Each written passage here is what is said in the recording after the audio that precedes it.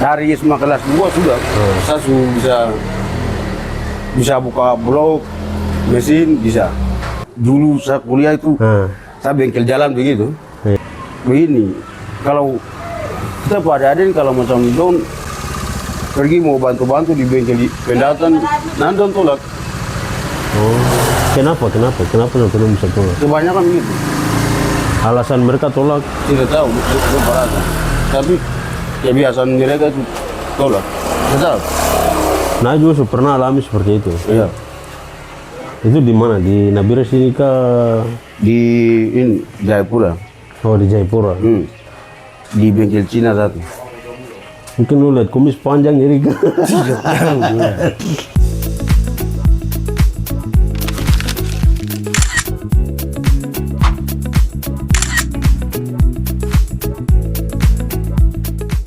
Selamat siang pemirsa dimanapun Anda berada.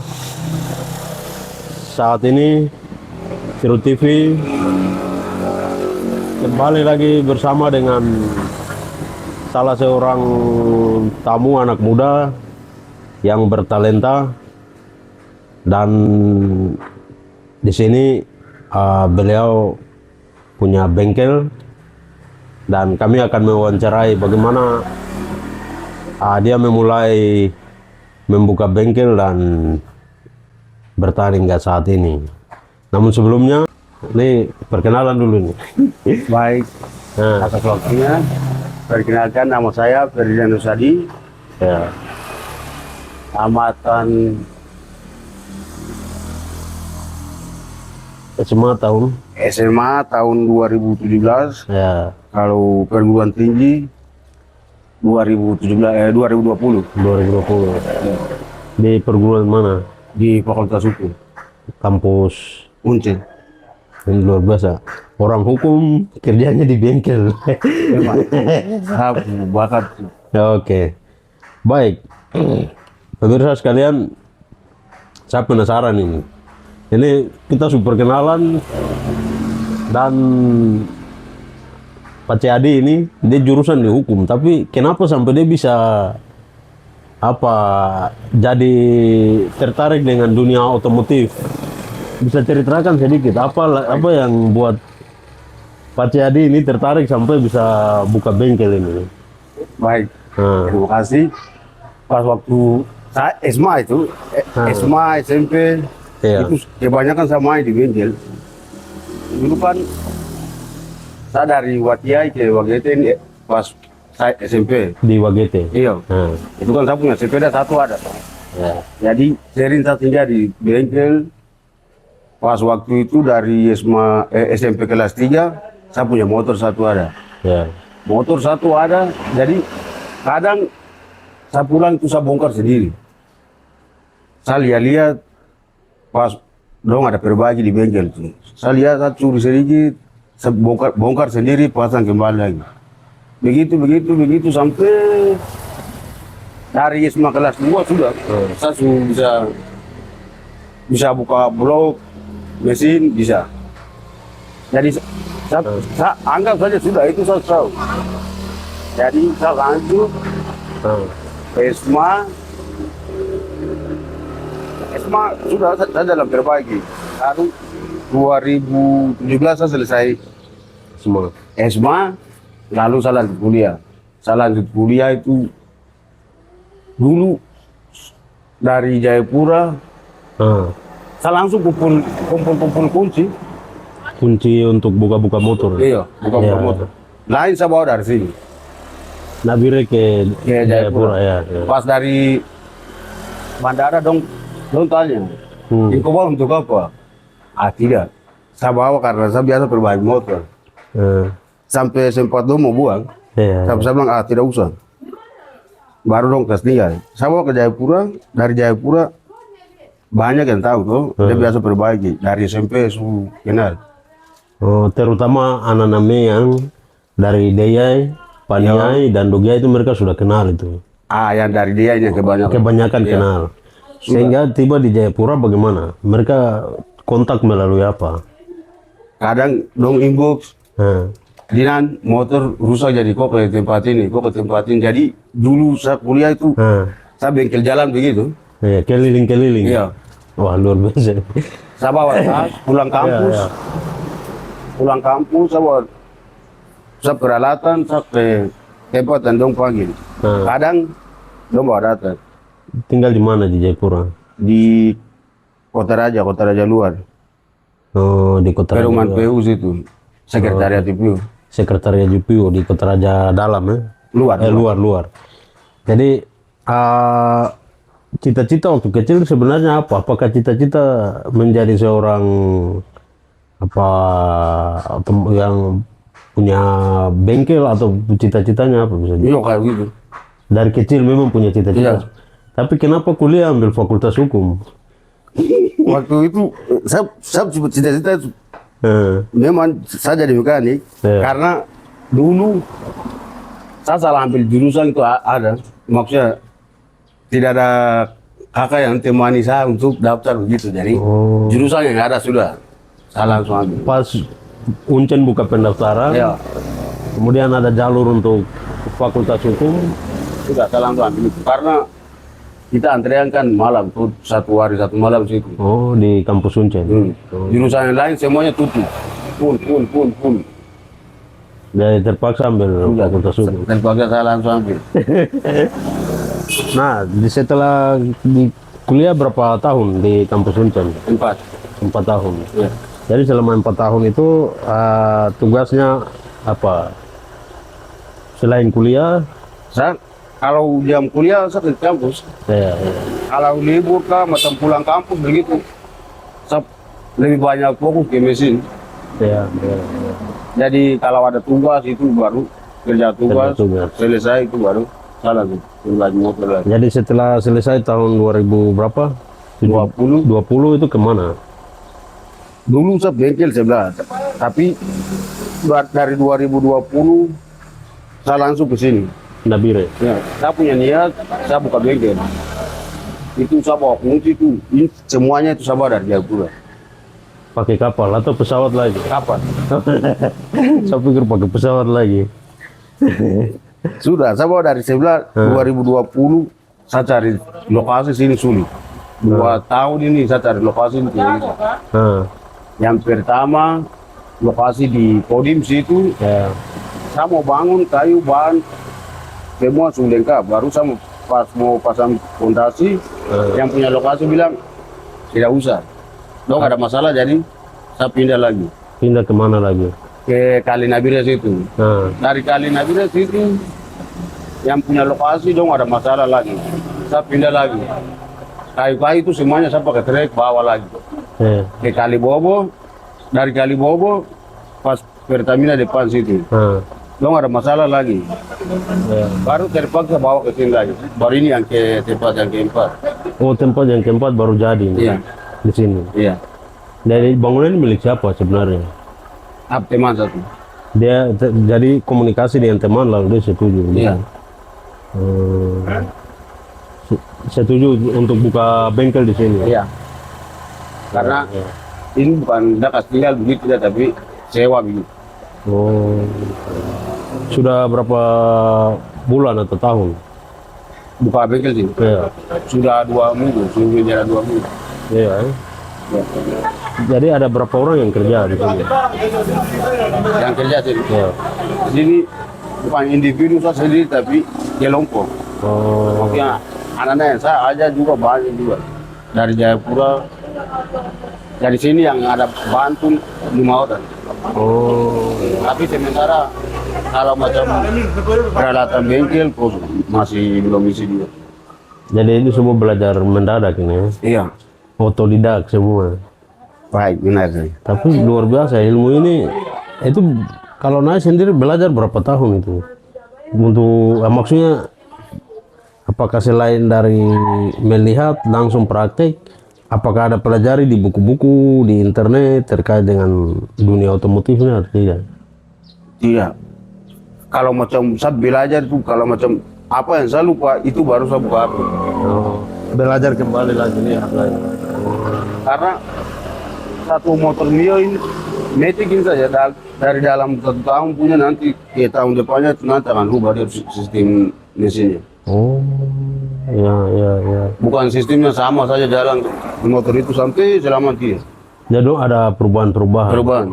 Ada perubahan. Nah, perubahan-perubahan ini yang kalau mau pelajari harus buka itu YouTube atau tidak juga. Jadi ketika rusak orang bawa langsung perbaiki. Gitu. Ini bakat-bakat alami yang memang dulu memang orang kan sering bilang bahwa orang Papua tuh hanya bisa lihat langsung bikin. Nah, pemirsa ini buktinya ada di sini. Bengkelnya ada di Karangmulia sini. Kadang dulu SMP itu, kadang saya tertidur di bengkel di Wagete. Iya. Yang pas depan kantor bupati. Yang kadang saya tertidur situ 2 malam yang saya tidur situ karena pulang malam. Itu yang terus ada lagi cerita yang sama di bengkel yang lain atau hanya di situ saja? Situ saja. Kalau di Jayapura pernah magang di bengkel lain atau tidak? Tidak. Kalau macam teman dorang panggil, kalau macam dong punya motor yang kalau macam dong susah baru panggil ada. Satu teman ada. Tiga. Ini kalau di Wagete sendiri beda ya, apakah ada punya rencana untuk buka bengkel ke depan? Iya, ada. Rencananya di mana? Di Wagete kota. Iya. Jadi saya mau cari tahu nih, apakah anak-anak Papua itu punya semacam komunitas begitu atau tidak untuk perbengkelan dunia otomotif, mobil kah, motor kah, atau sepeda kah, ada punya komunitas atau tidak? Di sini nih sementara saya lihat ini banyak anak-anak, bukan saya saja. Tapi tidak ada antara kita ini buat komunitas ini tidak ada. Kalau yang saya lihat nih kayaknya ini yang saja ini saja ada 2 orang. Contoh punya bengkel bisa juga. Itu langsung jadi, mereka juga langsung jadi. Iya. Di mana? Satu di Karang Barat itu, satu di Kodim situ. Dan mereka juga memulai buka tempat seperti begini? Dong layani di rumah saya. Oh, layani di rumah. Ya. Oh, seperti awal-awal naik kisah. Iya. Betul ya. Nah, jadi mengapa harus bengkel motor, tertarik dengan bengkel motor ini? Bagaimana? Kenapa kok tertarik dengan? Karena hobi. Iya. Ya. Sepeda saja saya pernah pasang setir mobil. Oh, pakai setir mobil. Pernah. Bisa ya? Belum saya pakai begitu. Di mana? Di Wagete. Itu bawa bagaimana? Biasa, pedal biasa, putar-putar ya. Iya. Itu waktu nakal lah. Iya, masih kecil-kecil. Iya. Mengapa sampai maksudnya bagaimana naik bisa berpikir sampai mau mengkaderkan anak-anak itu? Hal apa yang membuat naik tertarik untuk mengajar anak-anak lain lagi? Karena ilmu ini kita jangan pilih. Tapi tetap mau orang harus lebih dari atas saya. Apakah selama ini orang yang mengerti soal perbaiki motor itu mereka pelit menurut Nai? Yang orang Papua khususnya. Begini, kalau kita pada ada kalau macam don pergi mau bantu-bantu di bengkel pendatang, nandon tolak. Oh, kenapa sampai bisa tolak? Kebanyakan begitu. Alasan mereka tolak? Tidak tahu, belum pernah. Tapi kebiasaan mereka itu tolak. Tetap. Nah, juga pernah alami seperti itu. Iya. Itu di mana? Di Nabire sini kah? Di Jayapura. Oh, di Jayapura. Di bengkel Cina satu. Mungkin lu lihat kumis panjang jadi kan? Oh, jadi ada pengalaman orang pernah ditolak saat mau mencoba belajar di bengkel-bengkel. Itu saya langsung minta gaji. Oh, langsung minta gaji? Karena saya sudah mahir ya, sudah kuasai. Ini sudah sempat tapi tidak sesuai keputusan begitu ya. sudah berapa minggu ini di sini? Atau bulan tadi? Kalau sini sudah beda 2 minggu. 2 minggu. Iya. 2 minggu sudah buka bengkel. Iya. Ini banyak orang juga yang datang perbaiki. Banyak. Tapi saya bilang yang datang harus siap uang untuk beli alat. Karena kalau macam uang kurang baru besok baru saya datang tidak. Tapi motor bawa datang, mesin kah apakah intinya hari ini saya harus berbagi bawa pulang. Gitu. Kalau macam titi begini nanti motor tak tumpuk sini. Iya. Jadi orang yang datang mau perbaiki, beli alat lengkap, naik langsung bongkar, pasang, ganti langsung bawa begitu. Iya. Yang rusak nanti saya kasih tulis di kertas. Karena sementara saya alat tidak ada tuh jadi alat ini pergi. Jadi macam dokter kasih rujukan begitu. Jadi ini selain bengkel ini juga dokter. Dokter motornya ada di sini. Jadi baik. Ini saya mau kembali ke masa kecil. Masa kecil dihabiskan di Wagete ya. Ya. Kalau SD dari mana? Sekolah mana? SD Impres Batia. Batia Distrik. Tinggi Timur. Distrik Tinggi Timur, Kabupaten Deiyai. Iya. Terus setelah dari, bisa cerita setelah dari SD? SD saya masuk SMP 2 gitu. Wagete 1, SMP negeri. Negeri 1, 2? Iya, satu ini. Setelah itu SMA? SMA di Wagete lagi. SMA apa? SMA negeri 2. 2 Wagete? Tinggi. Oh, tinggi. Ya. Nah, kuliah baru di Uncen? Iya, di Uncen. Jadi, tadi tertarik itu sejak SMP itu ya? Iya, SMP. Berarti SMP, SMA. Kalau sudah dari SMP tadi tuh ada berapa motor yang sudah sudah pernah perbaiki? SMP saya sendiri punya motor satu yang saya sendiri rancang ada. Ada di Deiyai. Tapi waktu itu saya mau lanjut kuliah, saya kasih safari. Bukan satu motor saja, sekitar banyak ada. Tapi motor-motor itu kadang saya jual, kalau orang suka baru tanya, sudah beli saja jual. Waktu SMA juga sama. Iya. Itu banyak motor yang naik perbaiki. Iya. Atau istilah apa itu, bongkar pasang kan orang bilang. Atau modifikasi. Iya, Semua bisa. bisa. Maksudnya ini hal yang menarik ini, karena belum semua orang bisa. Orang lihat saya langsung perbaiki gini kan langka juga. Iya. Ya. Tapi semua ini kalau kita punya niat, kalau ada bisa. Tergantung niat saja. Iya. Tapi harus punya pengalaman ya. Cukup. Jadi jatuh bangun di bengkel. Iya. Nah, orang pertama yang dorong untuk naik harus kerja di bengkel itu siapa? Tidak ada orang. Hanya langsung niat murni. Iya, niat murni gitu. Karena waktu itu pertama hanya sepeda. Sepeda dulu banyak sekali di rumah. Jadi saya bongkar niat itu saya terbawa haru saya dapat pas waktu saya dapat motor tuh sudah saya langsung niat mau jadi mekanik.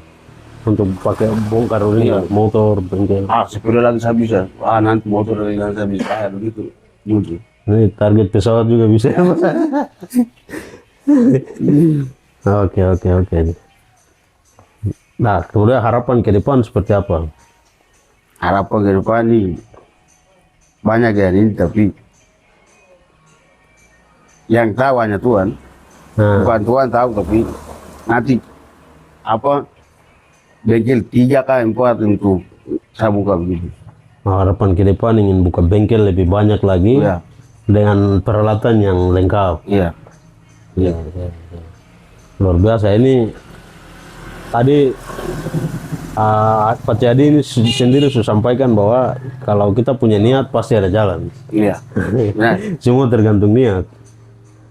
Jadi pemirsa di mana kalau misalnya punya motor rusak bisa datang ke sini di alamatnya di Jalan Karangmulia di Jalan Medan. Terus Jadi selama perbaiki motor ini, saya ingin cari tahu itu kendala yang paling sulit merakit motor itu apa dan kenapa bisa sulit? Motor yang Paling sulit sekali untuk diperbaiki atau tidak ada yang sulit. Tidak ada yang sulit, tapi saya sendiri biasa tolak itu ada satu motor saya. nah, Karena kita bisa mendatangkan apa masalah di itu motor seberin saya. oh CBR ini. Ya. Karena nah kalau macam bela mesin itu belum bisa keluar sampai 8 juta 9 juta begitu. Oh, Tapi hari ini kita suruh beli. Kadang dia masalah itu cepat-cepat apa tersumbat pompa olinya. Jadi oli kalau tidak naik otomatis alat yang kemarin kena yang ganti itu harga 8 juta punya. Minggu depan lagi ganti. Itu kan nanti belum bisa Komplain. masalah. Iya. belum bisa komplain ke Iya, naik. betul. Oh, Jadi saya biasa tolak kalau motor seberin saja. Kalau motor-motor lain itu mudah. mudah. Yang memudahkan untuk perbaiki itu apa saja bisa? Misalnya kalau motor-motor yang lainnya, itu kalau bisa jelaskan itu sedikit. Kalau misalnya motor-motor yang seperti ada depan ini atau yang ini. Iya. Nah, Kalau motor-motor yang lain, kalau dia tidak intinya pompa oli saja. nah, Pompa oli ini yang kadang cepat tersumbat itu hanya CBR. oh, Kalau macam kayak bisan oli begitu, iya. oli mesin. Jadi kalau macam CBR ini dia cepat tersumbat. Oh, iya. Kalau motor yang lain biasa. Biasa saja ya. Iya. Masalahnya mudah saja Iya. untuk diperbaiki. Nah, selama perbaiki ini, apakah orang pernah mengeluh? Misalnya macam kendala tadi, kemudian orang datang mengeluh, baru mereka marah-marah atau seperti apa, itu pernah atau tidak? Tidak ada. Tidak ada ya? Jadi mereka datang, perbaiki lalu jalan, begitu saja. Mungkin banyak yang apresiasi juga ya, Iya. karena Kadang saya biasa cari tuh. Lo juga harus senangkan saya juga harus senangkan orang. oh, itu prinsip yang ada itu. Ya, supaya pelanggan juga puas, yang pemilik bengkelnya juga puas, seperti itu. Oke.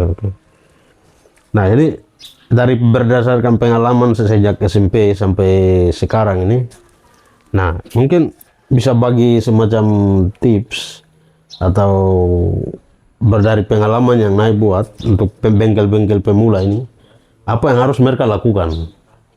Bisa bagi ke mungkin teman-teman yang tertarik juga untuk menjadi mekanik, apa yang harus membuat? Itu saya biasa lihat tuh dari dong punya niat ada atau tidak itu saya biasa tahu dulu. Iya. Dan juga dong menetap kah tidak, fokus kah tidak itu ya. Konsisten kah tidak? Iya, konkret kah tidak itu yang saya biasa lihat. Kalau macam anak yang bisa begitu saya suruh, biasanya itu kok bongkar gas dulu. Meskipun motor baru atau? Tidak kalau macam motor bawah tuh. Iya. Kau jangan ragu tapi gas dulu. Bongkar saja Bongkar dulu. gas dulu aja. Oh. Nanti pasang itu ya nanti kalau saya. Biasa kayak begitu. Setelah itu baru mereka mulai mengerti. Oh. Itu kalau anak yang kalau ada niat, kalau tidak ada niat, kalau fokus, kalau tidak ada itu sama saja. Iya. Jadi dibina tapi hanya sekedar untuk mau belajar saja, tapi tidak mau mendalami seperti begitu. Ya. Jadi pemirsa, kalau misalnya punya motor atau punya sepeda juga bisa perbaiki. Tidak. Khusus motor saja. Iya. Kalau yang kalian punya motor rusak bisa datang di Jalan Medan sini untuk mampir untuk perbaiki motor. Nanti ada dokter kasih resep. Kalian beli alat baru bawa sini. Jadi saatnya anak Papua juga bangkit. Jadi orang Papua saling tolong orang Papua. Itu seperti begini. Kalau kalian punya motor rusak datang, nanti dapat resep, beli alat, bawa ke sini perbaiki dan bayar jasa perbaikinya, seperti begitu. Mungkin ada hal lagi mau sampaikan? Kalau tidak ada, Untuk ini saja apa ini? Kita anak banyak. yang punya bengkel. Punya bengkel, cuman tidak ada sponsor yang pas Oh. untuk jadikan satu grup gitu, satu komunitas. Ya, ya. Jadi perlu disupport. Iya. Jadi dari beberapa anak-anak muda yang potensial, yang punya bakat juga, tapi di bidang yang beda-beda, kendalanya juga sama. Jadi mungkin harus ada komunitas atau semacam apa begitu yang mendesak agar supaya kalau kita bicara pemerintah ini dia lihat banyak hal, gitu. Mungkin ada pihak-pihak lain yang kemudian bisa bantu untuk bagaimana kembangkan bengkel, apa meningkatkan kualitas anak-anak Papua seperti begitu. Karena ini penting, orang bilang Papua maju, tapi maju dalam bentuk apa? Iya, benar. Iya tuh. Kalau bengkel saya tidak pernah perhatikan. Saya pikir begitu dulu perjumpaan kita, nanti kita akan berjumpa di lain kesempatan lagi. Jangan lupa like, komen, dan subscribe. Kipu Muti. Amanuai.